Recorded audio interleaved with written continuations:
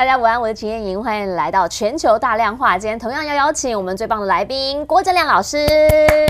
大家平安。好，一开始呢，还是要先提醒一下各位朋友哈，等等我们这个节目结束的时间，大概是1点半左右，麻烦您再多留一下下哈。为什么？原因是因为呢，在我们等一下下午的2点15分开始，我们即将新闻大白话会在 YT 上面直播，欢迎大家在聊天室里面跟我们持续的对话，我们都会看聊天室您的留言哦，有什么问题都可以提出来，我们可以帮大家及时来回应。好，不过回过头来，在今天的这个国际事件，老师，今天这个礼拜其实也有种被忽然增加新闻量的感觉原因是因为本来以为啦，因为这个星期就是联合国大会嘛，那本来以为说王毅不去联合国大会啊，确实也在周末的时候有看到中方这边主动释出讯息，说他即将要到俄罗斯这边来一趟，开他们这个战略安全会议。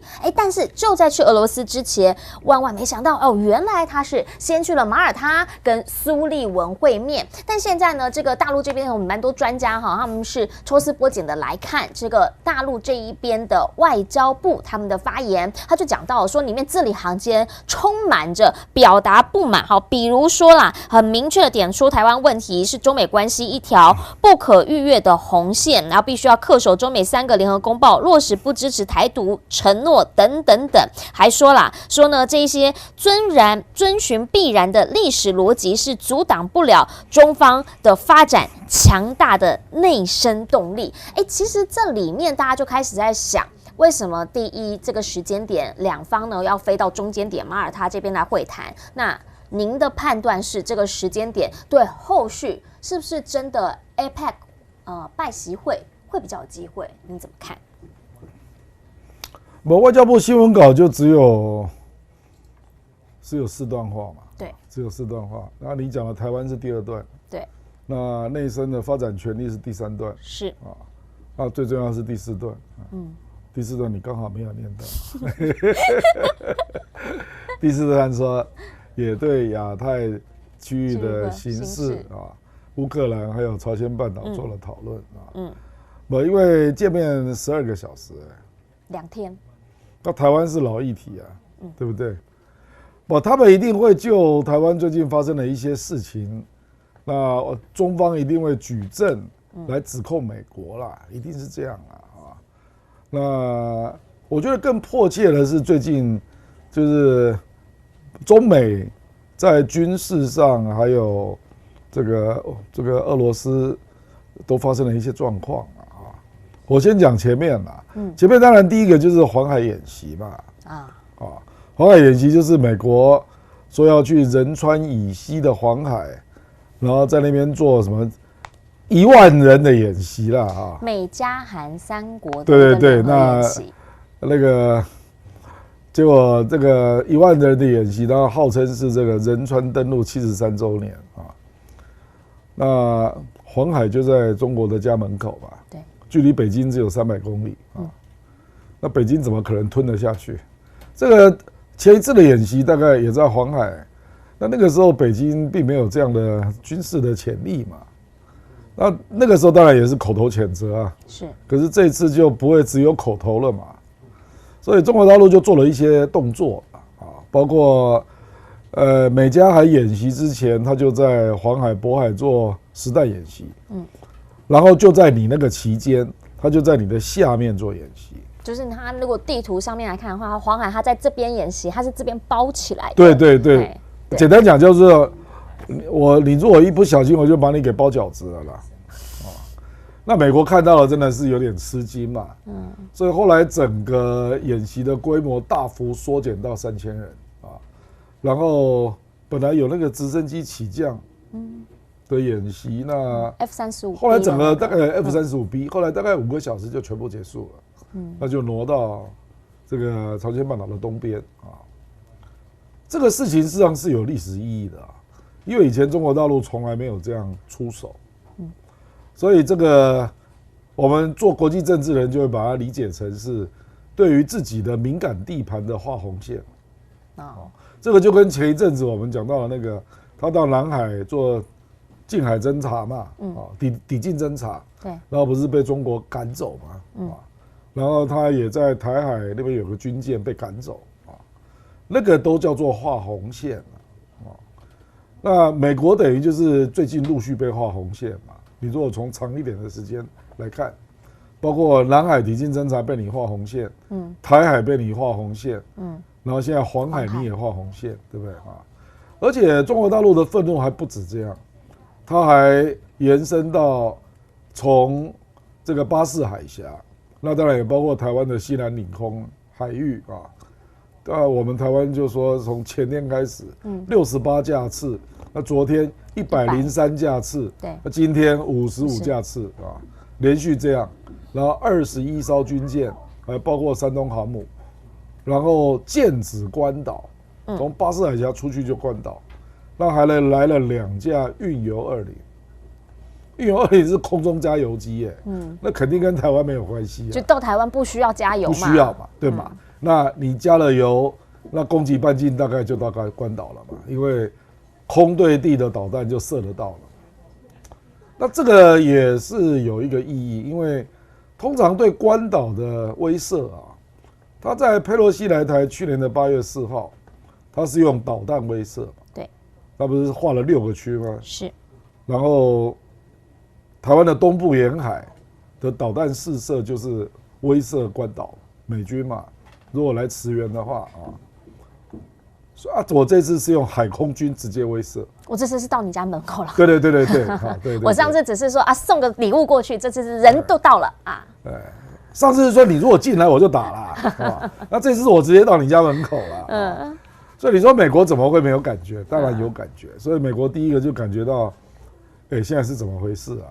我们要沟通一下吧。然后他又找不到李尚福，所以。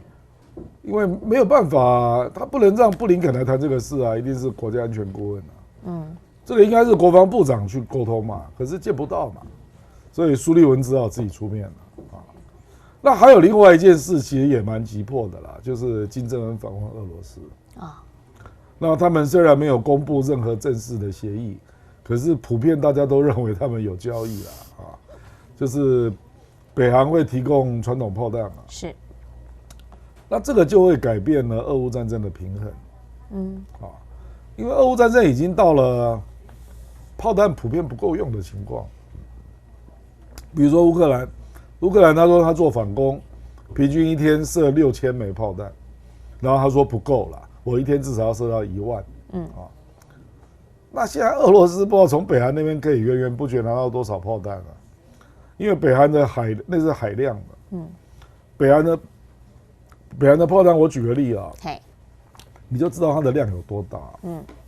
它大概有100家兵工厂，那一家兵工厂的从业员工是1万人。劳动力好够啊！而且都是军事工厂。专业的军事工厂。对，因为它就是一个以军立国的国家啦。它经济是第2的以军立国啦，你知道吧？所以他手上的传统炮弹一般估计是好几千万，真的好几千万。只有台湾这个年轻人讲的就是炮弹富翁。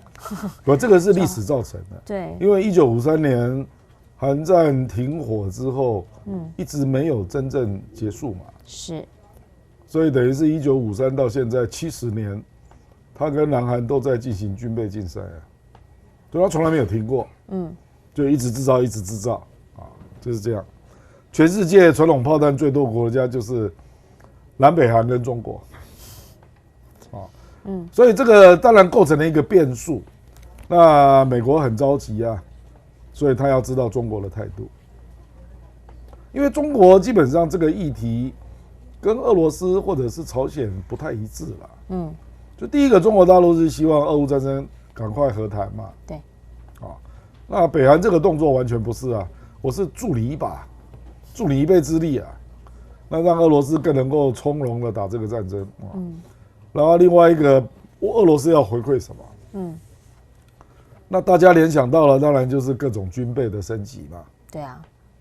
那其中搞不好会包括核弹啊，因为昨天也传出一个不寻常的消息，说北韩要在海底核试。前一阵子才刚刚核潜舰才出来，而现在又要核试了。对，这个听了我头皮都发麻。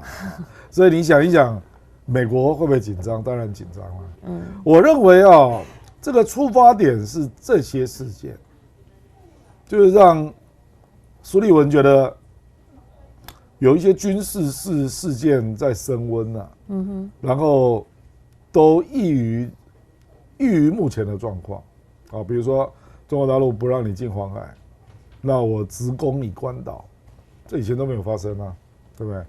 那北韩现在去加码俄罗斯，那到底俄乌战争会变成怎样？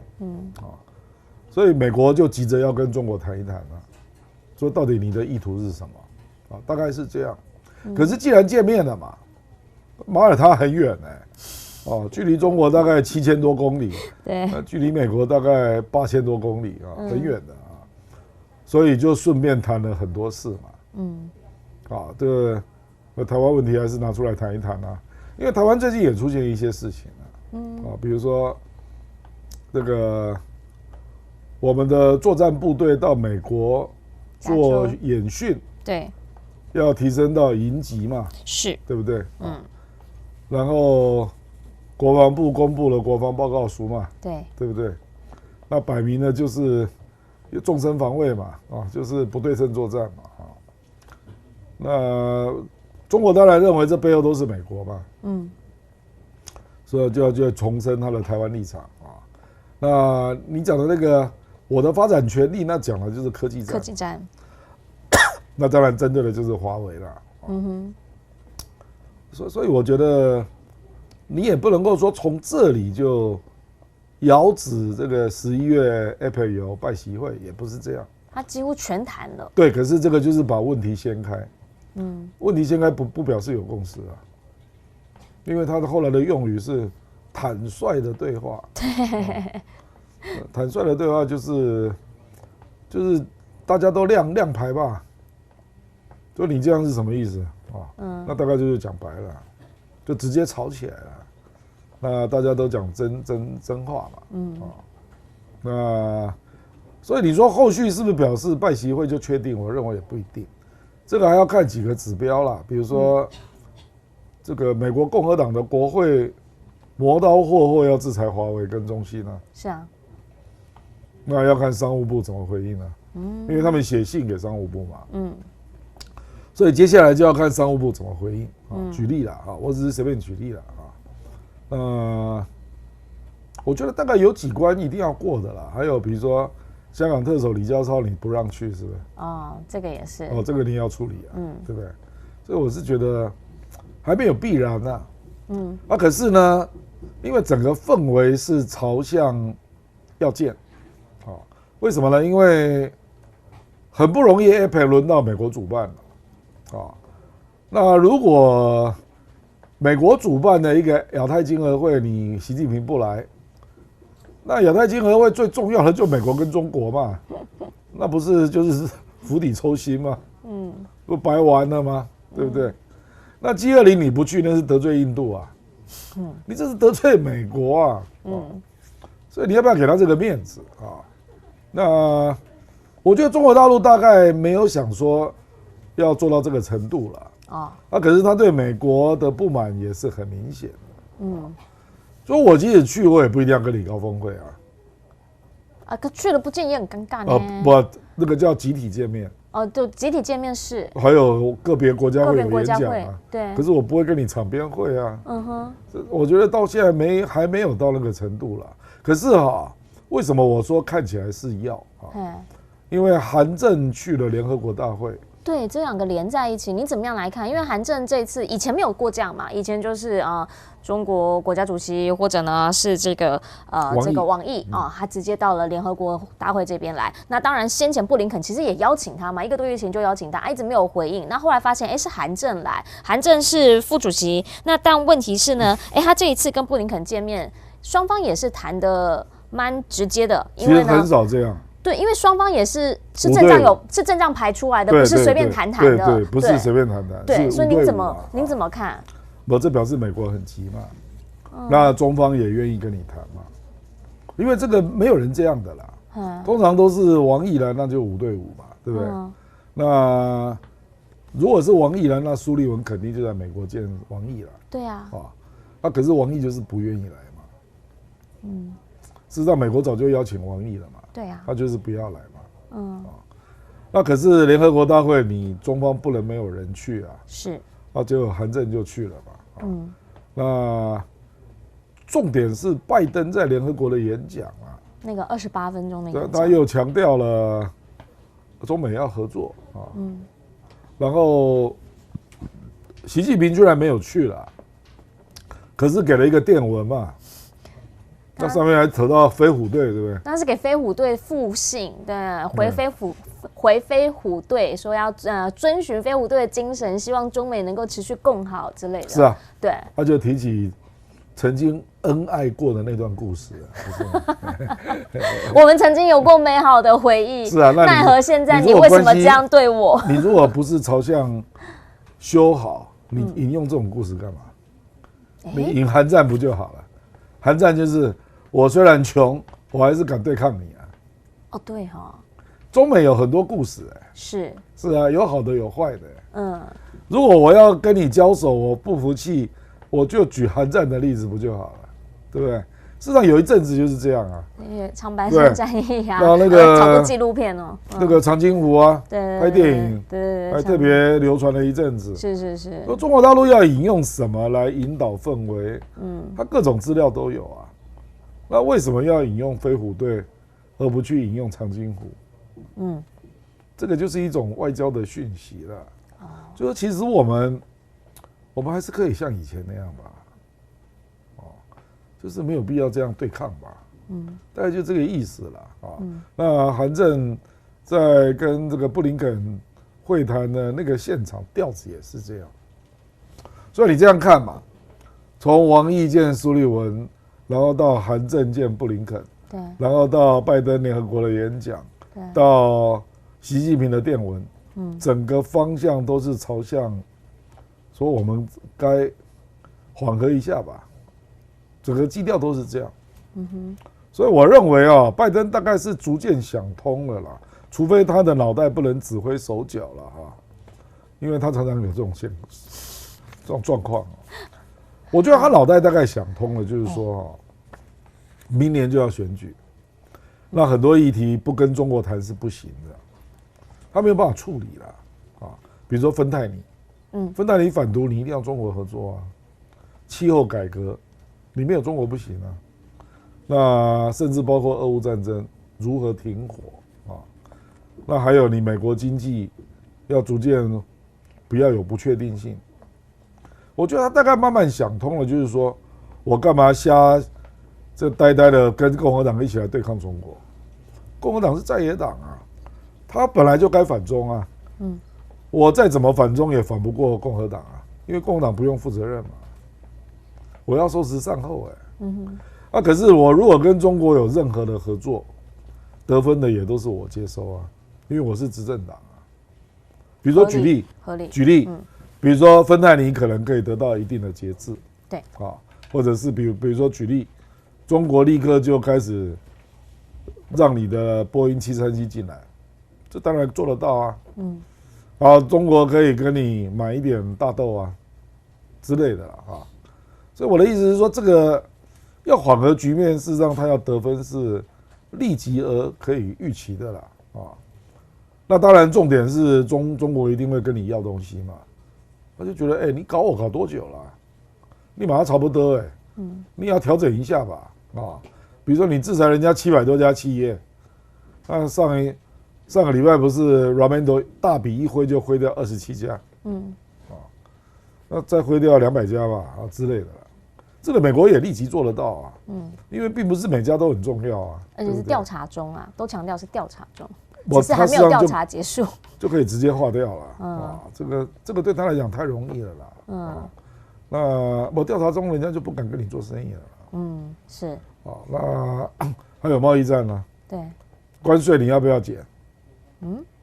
关税减事实上就是对美国的中下阶层是利多嘛。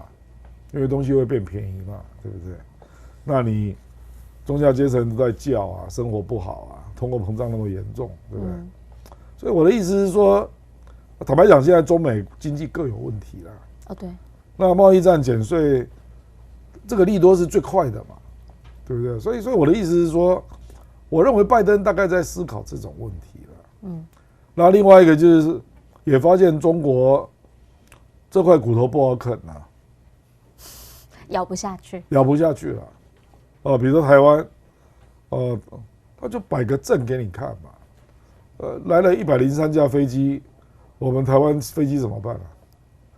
所以我听说那一天是台湾的空军是全天从早忙到晚，忙炸了，真的是炸。因为你就是没有办法嘛，来那么多架你怎么办啊？对，就是，但其实呢，老师刚刚有特别提到，就是拜登他现在基本上他自己内部有蛮多包括他即将明年要进入他整个完整的选举年，所以他就会有很多事情得要处理，包括什么？包括最新这个星期正在进行当中，就是他们的汽车工会是罢工的状态嘛，因为他们希望能够涨薪4成，但现在双方劳资只谈到说资方这边愿意涨2成，那就是持续的在进行，有可能会继续延烧下去，这把火必须要好好的来处理一下。另一件事情呢，则是通膨、油价这一些的问题，因为油价又再升上来了，那有可能对。快破100了，就是好不容易把它压下去，然后怎么又回来了？对，俄罗斯最近又笑眯眯了。所以就有一种感觉是很窘迫的感觉。那再加上10月一到之后，政府又要面临关门的危机，那到底是不是这一些问题它能够度过？因为现在60%多的人都认为说呢，对他的经济政策是不满的，所以这个东西就必须他要解决。但老师你怎么样来看哈？原因是因为你刚刚这样讲到这个呢，我们就直接先来讲一下后面，因为其实雷蒙多哈。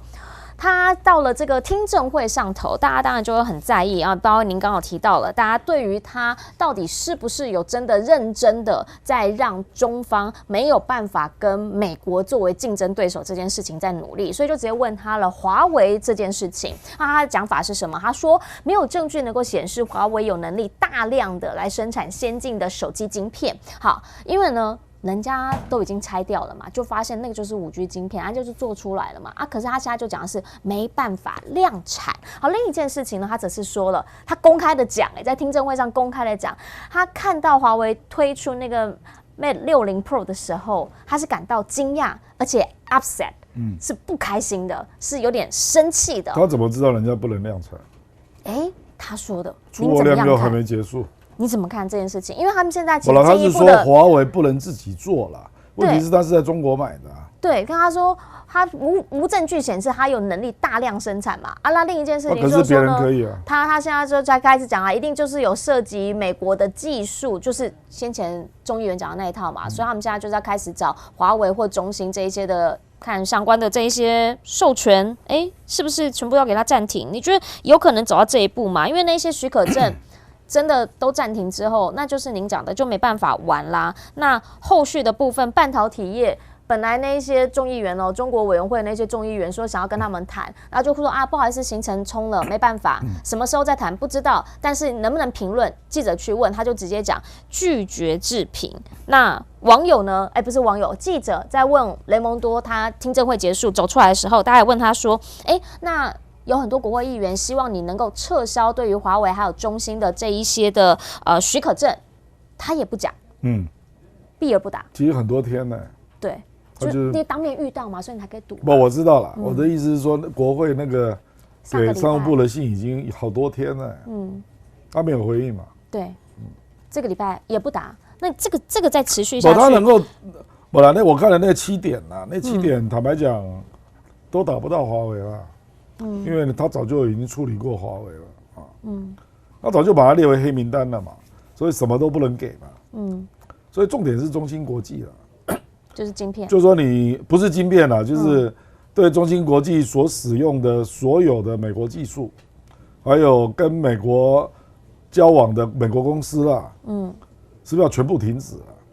是这种问题了，那我认为美国如果这样干，那拜登大概就不用见习近平了啦。这个事情会非常严重，因为华为现在。因为你要知道，你当初进华为是什么理由啊？是国安理由嘛？对不对？那华为现在只是做出一只手机啊，请问国安理由在哪里啊？你当初进华为是因为它的5G 通讯，对，你不要搞错了啊。那当初他为什么进他的手机？因为他的手机生产量高达2.4亿只，那构成了他的财务来源嘛。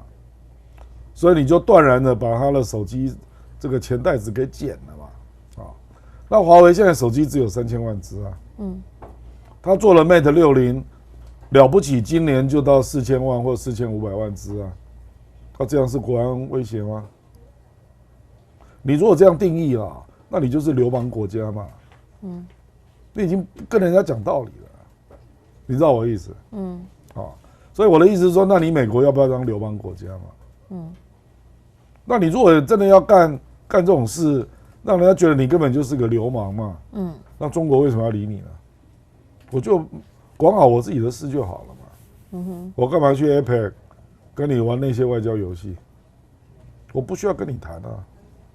我觉得中国很快就会做出这样的结论了，那因为“一带一路”之后，他也很忙你要知道，“一带一路”峰会完。很可能西伯利亚计划会有开始启动嘛，那据我了解，不是只有中俄要谈，蒙古也会来，一带一路峰会已经确定有110个国家要参加啊，那中蒙俄本来就要谈那个天然气管道，对不对啊？那搞不好金正恩也会来，那可能要跟中国谈一些事情，那坦白讲，今年。中国大陆认为最重要的2个会，一个是金砖，一个就是一带一路峰会所以你不要以为你 APEC 很重要，你不要搞错了。对习近平来讲 ，APEC 根本就不重要，就看从谁的立场出发，跟 G20一样。看从谁的立场。对他来讲，他要占主场优势的，是金砖跟一带一路峰会那他很忙啊，他国内经济也要巩固啊。那他也在整顿火箭军啊，你以为人家没事干那他国内的经济也正在复苏当中啊，然后他自己要处理南海行为准则啊，对不对？那韩国还在放话嘞，说11月是不是来搞一个中日韩，对不对？所以你不要以为什么事情都是美国人可以自己乱搞了，你。Raimondo 如果真的这样干就接受了美国国会的意见然后大举对中芯国际做严格的制裁我认为大概今年就大概就是不用见了之后的都不用了。不，因为今年如果中国没有去 APEC，那拜登就是受到严重的打击嘛，那中美关系是必然恶化了因为你这个面子也不给我，那就是两方心里都有气嘛。那就不用见了。事实上你也不要以为这个有点奇怪了。事实上在冷战时期，那个美国跟苏联就曾经有将近2年没有见面的记录。你也不要以为没有这种事了反正大国嘛，总是会找机会再来碰的了。可是你在这个时候来碰我的华为嘛，那就对不起了。那如果说在后续中方这边会出手嘛？因为今天一个讯息出来呢，就是说他们觉得美方是从2009年开始就入侵了华为总部，然后呢就讲说你们才做贼喊抓贼。好了，这一种叫做互相指控嘛可是他还有一些筹码，比如说电动车会不会是他的筹码？因为他现在也开始在讲他们自己的电动车整个供应链要本土化然后也被发现，说其实呢，好像特斯拉其实他们也是有很多跟中方这边的合作。甚至呢，中方这边也有电池厂，现在要去美国设厂。那个对不起，那是你美国自己的事嘛。你要怎么去制裁特斯拉、限制特斯拉，那是你家的事嘛。那但是如果说呢，这跟中国没有关系啊。中方的，比如说国轩高科，他现在要去设厂，然后也是要拿补助。对不起那是伊利诺伊州双手双脚欢迎去的。对然后所以你要给政府补贴嘛。对，补贴大概1/4了。大概1/4了。那问题是电动电池，上次林德被你一逼，人家就去墨西哥了嘛。对，所以是谁需要谁嘛，你自己搞清楚嘛。国选高科不需要你，不一定要到你美国嘛。对啊。当然他可以到美国赚到钱，我同意了。可是你美国做不出电动电池嘛。对啊，你需要宁德时代，那这个国权高科来跟你合作嘛，这是事实嘛，那这个就是谁需要谁的问题。那当然，中国的单一企业，他政府也不会去挡啊。对，就他既然觉得他到美国可以赚这个钱，那个钱蛮大，20亿美金啊，很多啊。不过他分2期了啊。那我觉得中国不会去挡这个啦，他只是习近平只是提醒宁德时代说不要技术外流啊，就这样而已嘛啊。那宁德后来还是在墨西哥投资啊，对不对？那投墨西哥也是为了美国市场啊，是。那只是少掉你美国政府的纠缠嘛，对不对？所以我觉得这一些跟华为那是不同性质的，这个是美国有求于你啊，比如说特斯拉为什么会用中国的电池？因为中国电池真的做得比你好啊，就是这样啊，所以特斯拉就用嘛，那特斯拉也因为这样，包括增加它的性能啊，那在中国啊赚了很多钱啊，对不对？所以这个跟华为是不能类比的啊，这个是你伤到你自己美国啊，需求不同。对啊，你没有打到中国啊，你是打到你自己美国的企业啊。而且本来因为欧洲现在也在谈这个同样的议题嘛，是啊，就说这个电动电池同一家公司不能够占65%嘛，对，啊，可是这个也是自己绑到自己了，因为中国大陆在欧洲投资的电池公司有6家。那每一家都是做了完整的产品啊，我怎么可能不到65%？你如果用了我的电池，就是全部都用我的啊，所以这个就是在自找麻烦嘛。那你要自己这样搞，那你就自己去做电池嘛，看你做得出来做不出来嘛。就是商场上面很现实的一件事情，因为那个跟它的生产的不是只有技术，也跟你成本也有关系。当然了，对，当然了，能不能赚钱，然后你的性价比啊，对，整体的性价比啊，对不对？所以，因为美国议员本来程度就很差啦，当然他会去乱咬啦，那这个就被咬出来了嘛。说啊，我现在我坦白讲，我也这个出乎意料啊，既然在这种情况，中国的电动电池居然还有到美国投资那么大一个案子，对啊，这个今天就被爆料出来了，是啊，但是后续会怎么处理，会不会反而是美国这边他们有政治上面的压力，这是不知道。不，你不给补贴，他不会去了。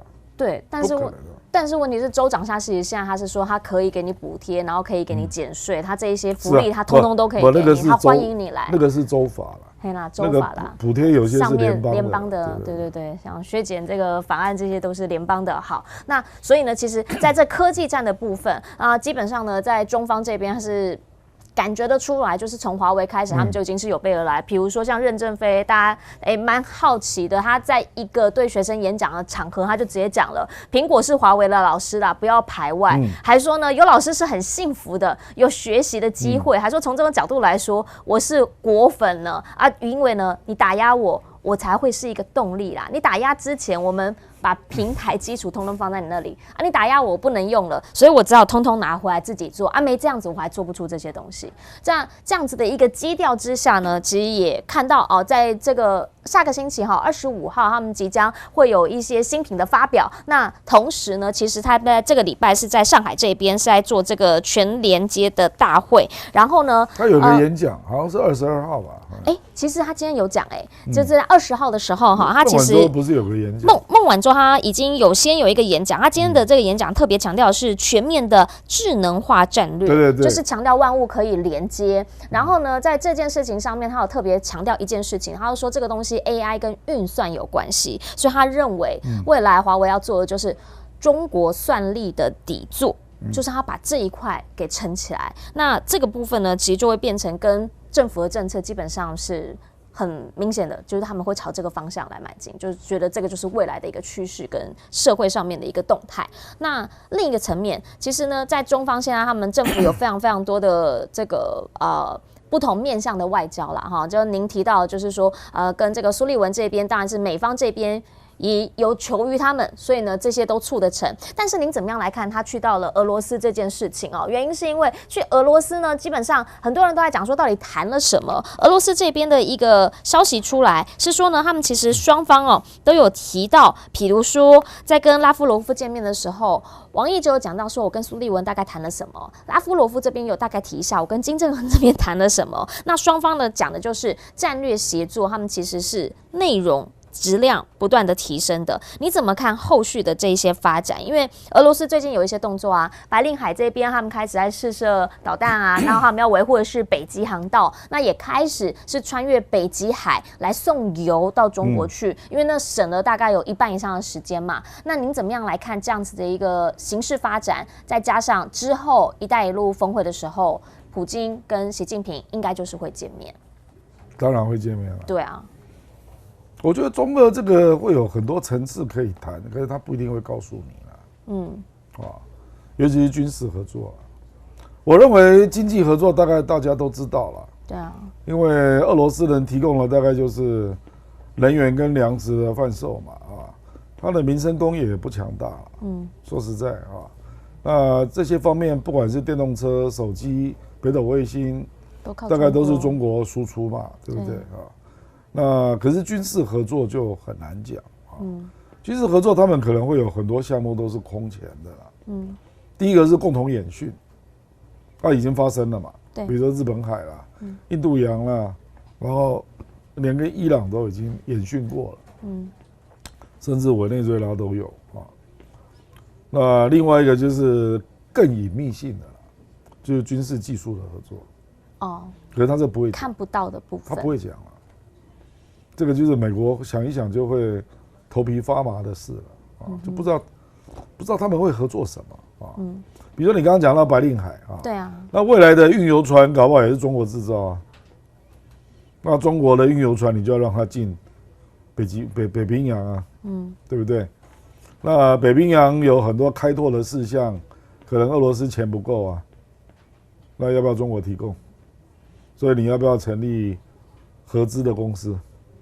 因为中国对这一块也很有兴趣那因为未来西伯利亚的开发、北冰洋的开发，这个有需要大量的资金我认为俄罗斯自己做不起来了这个就好像马杜罗这个委内瑞拉的总统跑去见中国一样因为他真的需要钱，因为委内瑞拉的天然气储量是世界第一那结果它的开采量竟然排在接近第10名表示它没有什么好的开采的技术。原油就是炼油业嘛，对，那天然气是开采碳勘的工具嘛，那个都需要大量的投资那谁提供碳勘技术跟炼油技术？那谁有钱把这个公司给架起来？这个以前可能帮他的是俄罗斯啦，他现在可能也要把中国给引进去了。所以这个等于是中国多方的在开发它的能源来源嘛。那委内瑞拉显然是一个极大的来源，它远远超过伊朗，它只是没有开采出来而已。所以我的意思是说，以中国这样的国家来讲他手上有基建能力，有钱，然后各种工业也到一定的水平了嘛那俄罗斯跟委内瑞拉都是被制裁的国家对，所以中国就很容易变成唯一被依赖的对象很容易就成为他们的唯一，因为你不能用别人没人像他那么有钱，也没人像他有这么多的能力。不是你不能来往对，没有人要跟他们来。日本跟韩国不敢跟你来往因为他们的老大是叫美国就卡在这里所以我觉得这个俄乌战争有点意外给了中国非常好的机会因为俄罗斯不是一个国家而已它是带动了整个集团的动作所以不止俄罗斯以空前的方式在依赖中国像普丁跟沙特阿拉伯现在每个礼拜在高中就开始开中文课，这以前你可以想象吗？以前怎么可能干这种事？对不对？沙特阿拉伯呢，这个当然是另外一个逻辑了。他就觉得他要两只手嘛，他不要太一面倒依赖美国嘛，对不对？我觉得有越来越多国家会是这种立场啊。比如说你华为这只手机啦，那很多国家的人就会觉得说，对，用这个比较安全，不会被 CIA 监听啊。那马杜罗就公开讲啊，说他这3年来都是用中国手机啊，他是用华为手机。对啊，坦白讲，他有一句话没说啦，他如果是用苹果手机，可能早就被暗杀了。不就这意思吗？因为人家会知道你所有的秘密嘛，对不对？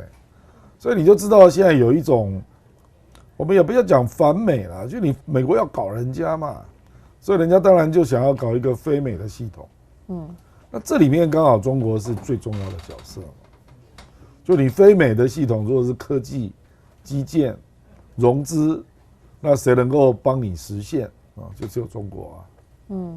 您刚提到就在北极这个地方，因为北极这个地方其实一直以来包括欧洲包括了这个美国都是非常在意，因为这变成说是亚洲跟他们最近的一个距离了。那另一个层面的话，就是说俄罗斯最近其实也刚退出这个北极海这个领事会北极领事会，因为他不让他交接给他嘛。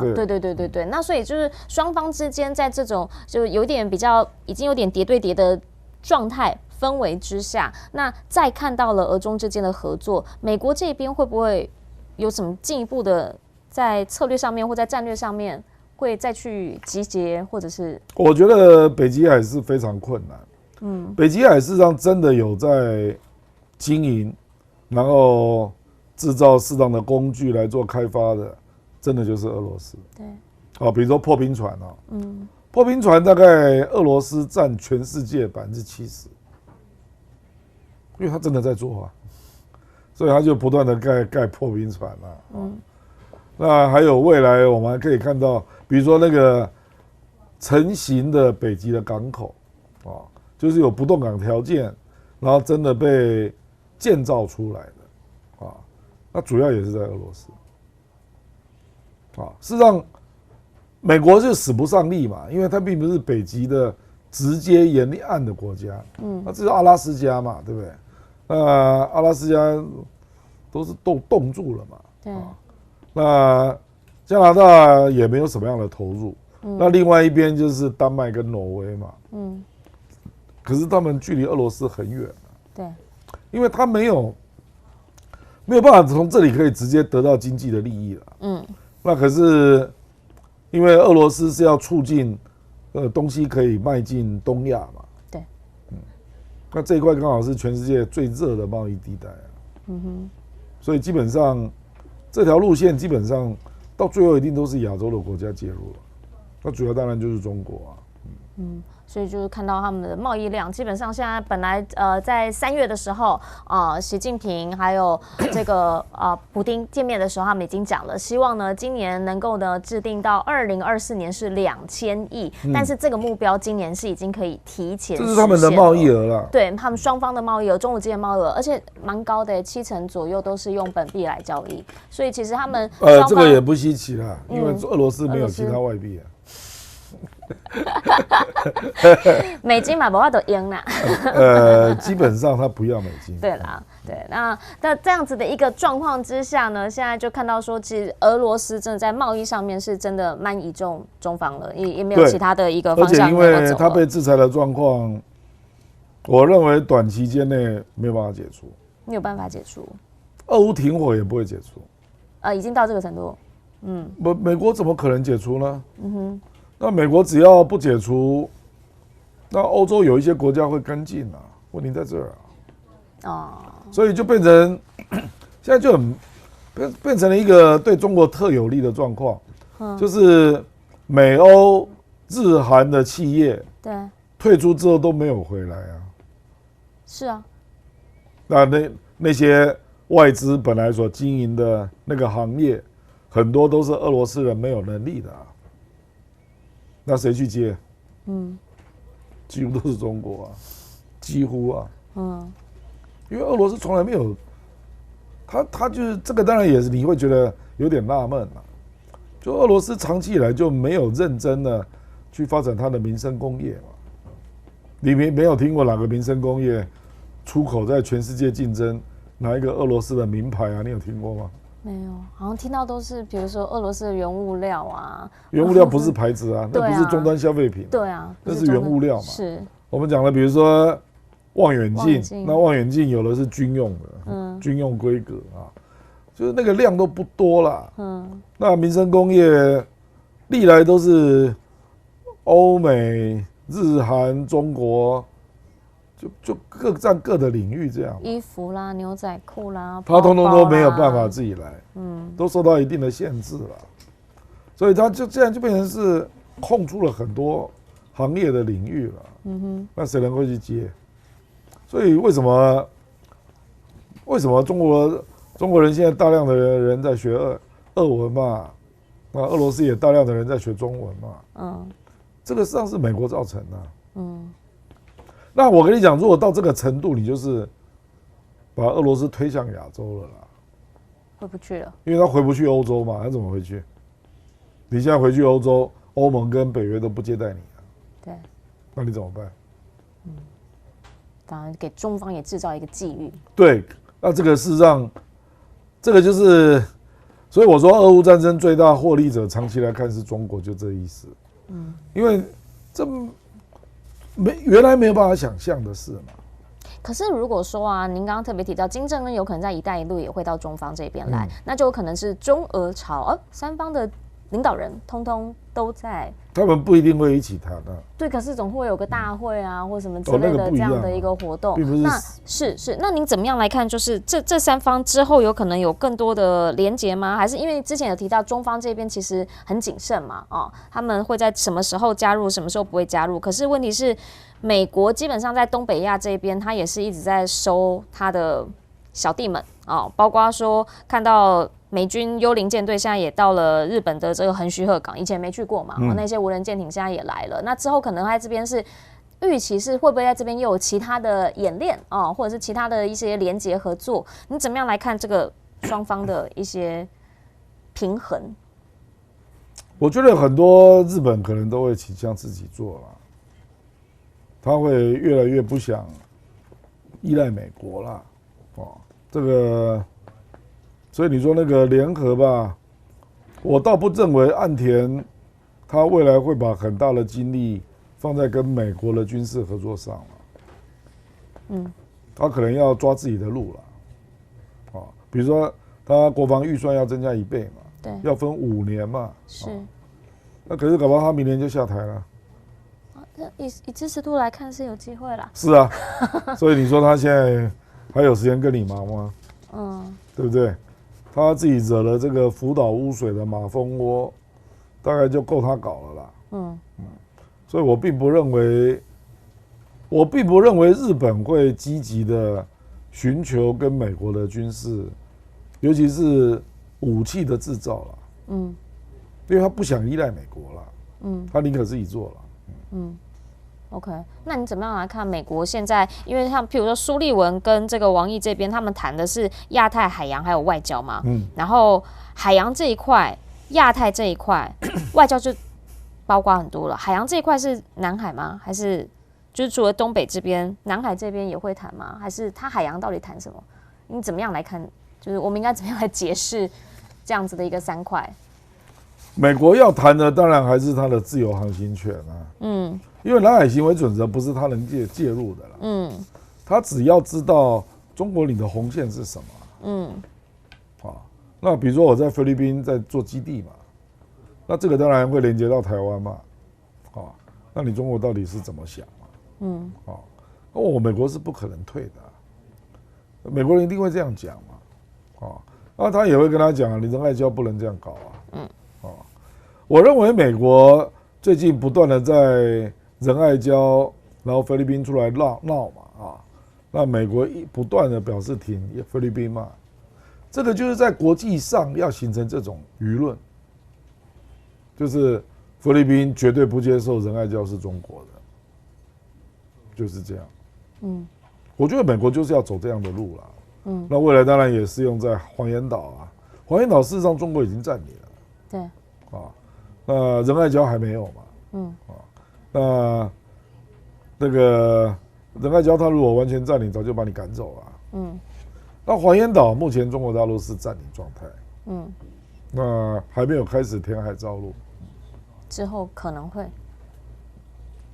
后果会极其严重，因为那个地方填海造陆起来会非常大，而且非常接近菲律宾，所以后续这个不知道，我觉得这个就是广义的美国在跟中国大陆第一岛链的博弈了，他没有那么容易轻易退出了，所以他就不断的跟你想一些新的题目嘛，比如说他也去越南啊，那可是后来越南显然今年不想跟他谈军事合作嘛，那可是他一定会想方设法啦，比如说提供海警船啊、巡逻船啊，用送的。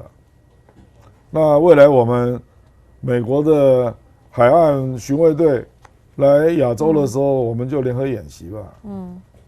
就是这样啊。所以从东北亚，你看到它黄海，演习的时候面临一些状况，然后南海先前呢是在敌岸侦察的时候，面临了一些比如被扫尾啊这样子的一个状况。那他开始呢，我换种方式来切入，可能我就直接把东西给你，然后让你去，还鼓励你去。他自己也会来啊，自己也会，还是会持续来。对，可是不是军，是警。是警啊，海巡，对对对，海巡警卫队，不是军，对，就换个方式来，然后换个方式来继续拉，还是在这边他不会走？他不会走啦，怎么可能？他日本跟韩国都有基地，他怎么可能走？对啊，还有关岛也有基地啊。而且他25号还要跟太平洋岛国这边，他们要邀请他们来。美国不会这么轻易离开的啦，除非这个历史上我们所谓领土地盘的争夺都是靠军事力量取胜的啦。那通常都是会在战争边缘或直接经历战争才确定地盘的，都是这样。以前南太平洋市场都是日本啊，对，因为他战败了嘛，就全部丢了嘛，那不就是战争决定了？对。以前关岛也是日本占领的，对不是美国的，对啊，美国只有到夏威夷耶。他是太平洋战争一路下来，全部都占领了，就这样啊，全部收走。因为打日本一定要经过那些岛屿嘛，所以为什么会叫太平洋战争嘛？那现在方向是倒过来嘛，就中国要出来嘛，那一定会碰到你美国占领的那些岛屿嘛。所以我有时候说，这个2次太平洋战争，美国是由东往西进嘛，那中国是由西往东走嘛，就这样嘛。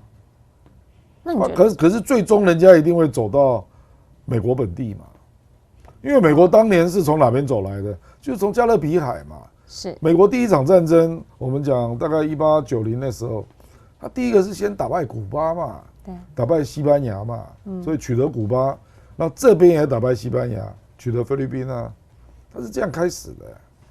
然后就逐渐在加勒比海就变成它的内海，然后接下来就把夏威夷的国王给打倒，那把夏威夷收成第50个州，它力量是这样慢慢出去的然后就开始进入南太平洋啊，就是这样啊，那结果他来中国这一边的时候就发现哇，地盘全部都被占了，对不对？这个历史就是这样嘛。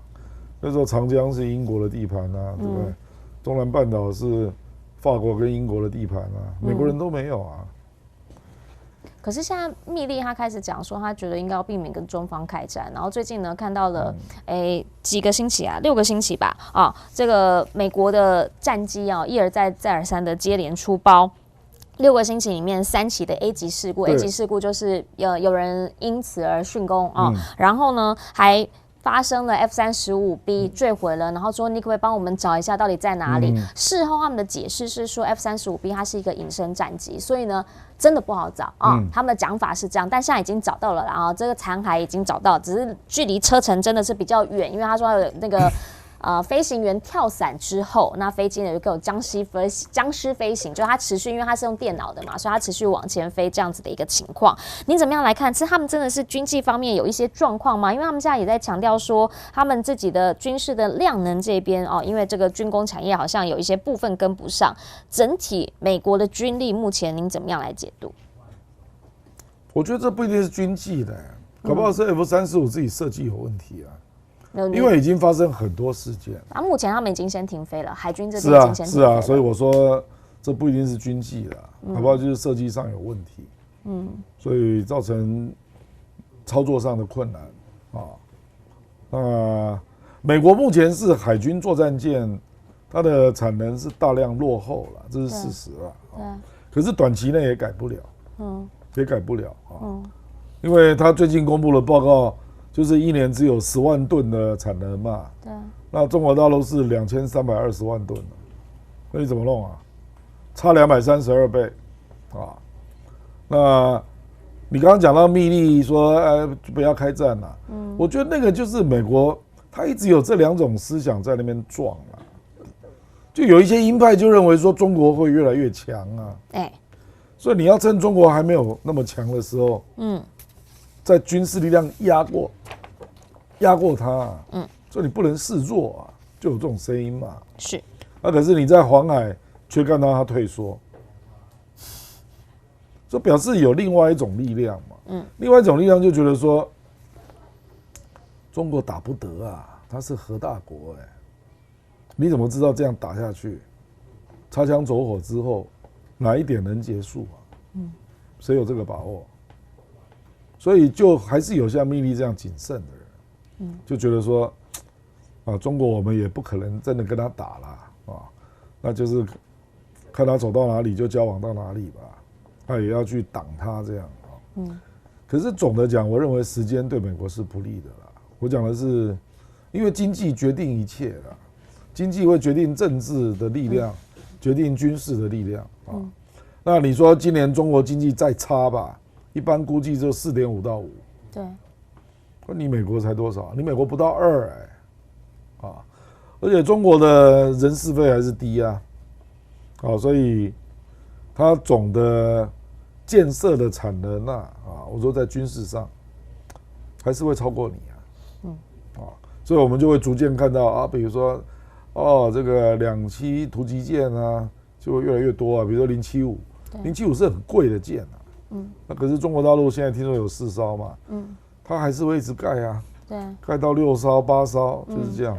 那现在传出有076，是，这个你没有办法挡那等人家这种比较先进的舰艇出来，那产生的效果当然很清楚就是很多地方你就进不去了嘛，而且它要出来那出来就是挑战你的地盘因为所有地盘都是你的因为这个是历史造成的嘛。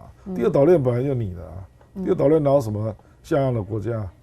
印尼、澳大利亚，那中国根本就没看在眼里那第二岛链就是美国关岛一样的那到了第3岛链呢，都是一些小岛。是。所以我觉得有一些美国的将领就会看到这个不可逆的趋势了。那这里面当然最核心的就是台湾嘛，就是这个还是有很大的争论就有些人就会说，所以要充分利用台湾让台湾跟大陆打起来那削弱它就有这种人，靠台湾来拉它有这种人那有一些人就认为说，我看还是不要吧，还是到了某一个点，就跟中国大陆做个交易吧，当然也有这种想法的人。因为像今天就又看到了应该是路透的报道特别讲到说，你看美国国防高官讲不要怕他，中国如果封锁台湾的话，一定会失败的。对，不要怕他他没有问题。他这个人就是白痴了，他以为中国会封锁台湾，封锁几天就中方我跟你讲，台湾这个地方是多么密集的航海航空的地带。中国大陆怎么可能封锁超过1个礼拜？他如果真的要做，一定是有其他的攻击动作在进行你知道我的意思？是搭配着的。当然是嘛，他怎么只会在这给你封锁，然后就停在那里？怎么可能呢？这个地方多密集的往来地带，这个一定会引起国际争议的嘛。所以他肯定不是这样想，也不符合他的利益。当然不符合了。他如果真封锁，就是真的攻击了啦。那个攻击他就会去算，大概到几天之内要有一个结果嘛。那封锁就解除啊，当然是这样啊。所以这个人这种谈法就有点可笑了。那最后来，最近很多人在讨论啊，印加开撕了哈，因为上次呢，其实G20的时候，这个杜鲁多哈他去到那边，基本上。莫迪就已经有跟他 complain 过这件事情了。可是现在呢，杜鲁道回国之后，突然之间讲了说不对吧？我觉得那好像是你们的人做的哦。好，因为这个锡克教的一个领袖，那基本上锡克教对在英方来讲，他们就认为是反派，那反政府这一些的抗议分子。那这当中呢，他是加拿大籍，是加拿大籍，可是在加拿大遇害。那杜鲁道就直接讲了，我怀疑是你们印度的特务涉案。那这部分已经引爆到他们双方的外交战，因为呢已经互逐外交大使之外，同时本来要讲的这些贸易，通通都喊卡。那也有人在讲说，这美国白宫一定没有办法讲话，因为左手右手嘛。不，我认为这个是杜鲁道又再出鲁莽的外交行为。你说继上次跟中国之后，对吧？你就是没有找到证据嘛。这个我觉得就像卡修吉嘛，卡修吉那个《华盛顿邮报》的专栏作家，他是阿拉伯人嘛，沙特阿拉伯，然后死在土耳其嘛，那美国是真的发现了一些证据，认为就是沙特派的特务干掉了，人家是有证据到一定程度才敢跟沙特发起攻势啊，你这个只是怀疑耶，所以这个有点可笑了。当然没有错啦，就是说发生在加拿大境内，所以那人家就会觉得印度是派杀手来我这边杀人，有点类似台湾当年的江南案啦。因为江南也是美国人嘛，他在美国被台湾的特务所杀嘛，可是这种事情你一定要有非常明确的证据，比如说美国那个时候就破案啦，他已经抓到凶手了，那他们只是在怀疑背后有没有蒋孝武嘛，对不对？你连凶手是谁你都不知道，就是没有进一步的证据来指控。对啊，你连凶手是谁你都不知道，然后你就在那边指控莫迪，莫迪当然不会承认啊。坦白讲，莫迪是很凶狠的人啊，因为锡克教在印度国内也是被压迫的。对。可是你要知道这群人是什么人，并不是锡克教都被压迫，而是他们主张独立啊。对。他们要独立建国啊。是。那这一群独立建国的人，有的就跑到加拿大去嘛。那加拿大的锡克教徒有45万人，所以就引起了一个大事件，这样。但到目前为止呢，这双方已经升级成外交战、贸易战啊。这个非常可笑，因为后续要怎么你没有掌握你没有掌握实质的证据，你这个问题怎么吵下去啊？但怎么收尾就已经吵成这样，对他吵成这样，那怎么办呢？不，那你的事啊，因为你本来就是一个幼稚的领导人啊，这很奇怪啊。他这个事情上次跟中国杠上，也是因为他没有去好好阅读情治机关给他的报告嘛。不知道这次发生什么事啊，就这样。对，就很常看到有这些新闻在加拿大发生。那只是这一次呢，因为刚刚好跟美国这边大家觉得说，都你的好朋友，那你现在要怎么办呢？如果双方真的杠上，那之后又会是怎么样一个境况？这些呢，就是大家美国一定支持印度了。要，因为加拿大在他手里啊，跑不了。对，我就看你就在那儿，你就跑不了，就在我旁边，有看你去哪，是这个态度，是不是？这个态度杜鲁道可能又会有一点难过。事实上，加拿大好比美国一个州了，它的贸易、它的出口70%在美国，对，依存度很高。对，好了，那所以在这个星期呢，我们帮大家盘点了一些国际上的大事。那当然，下个星期呢，大家也会开始再来关心的，就是越来越靠近10月了，那有非常多的政治的国际趋势、国际政治事务上面呢，在10月、11月要陆续的展开。到底对于整个美中关系或是整个世界局势会有什么样的发展？我们全球大量化每个星期四中午的12点半都会准时上线，邀请我们郭正亮老师来帮大家做解析。今天非常感谢大家的加入，我们下个星期再见，拜拜，拜拜。